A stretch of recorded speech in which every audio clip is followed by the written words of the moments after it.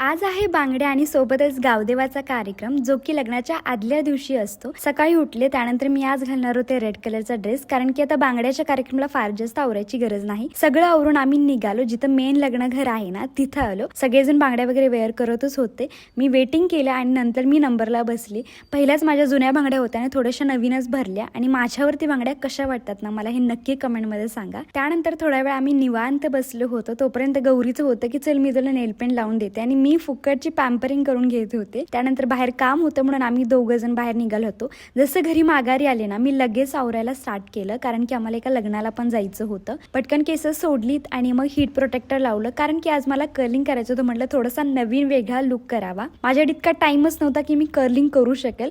माझ्या नावाने सगळे ओरडायला लागले म्हणून मी लगेच आवरलं आणि मग म्हटलं शेवटच्या टायमिंगला कर्लिंग करत बसूया. आणि आवरून कसं बसं निघालो. खरंच सांगते, गाडीमध्ये जेव्हा बसलो ना, काचा खाली घेतला आणि इतकं जास्त वारं होतं ना, माझी सगळी कर्ल सुटून ना केसांचा पूर्ण सत्यानाश झाला होता. तुम्ही व्हिडिओमध्ये बघू शकता. जे काही मी स्टायलिंग वगैरे केलं होतं ना, ते सगळं निघून गेलं होतं. असं तसंच गेले मी. व्हेन्यूवरती पोहोचलो आम्ही आणि तिथेच नवरा नवरीची एंट्री वगैरे चालू होतं. म्हणजे एकदम शेवटच्या मुमेंटला आम्ही पोहोचलो होतो. त्यांचंही लग्न अटेंड करून झाल्यानंतर पुन्हा घरी निघालो. येताना इतका छान व्ह्यू होता ना, म्हणून म्हटलं कॅप्चर करून घ्यावं. नंतर आम्ही सगळी गावदेवासाठी रेडी झालो. हा माझा ऑल ओव्हर लुक होता. तोपर्यंत नवरदेव घोड्यावरती बसून डान्स वगैरे सगळा चालू होता.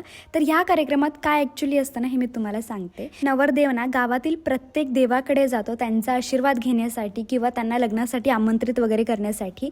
आणि ते सगळं झाल्यानंतर ना मस्त असा डान्स असतो. म्हणजे कोणताही ठरलेला डान्स नाही, तर मनसोक्त फ्री स्टाईलमध्ये डीजे आणि लाइटिंग वगैरे लावून असतो ना, सेम तसाच, म्हणजेच मिनी संगीत असंही म्हणू शकतो. ते सगळ्यावरून आम्ही घरी आलो.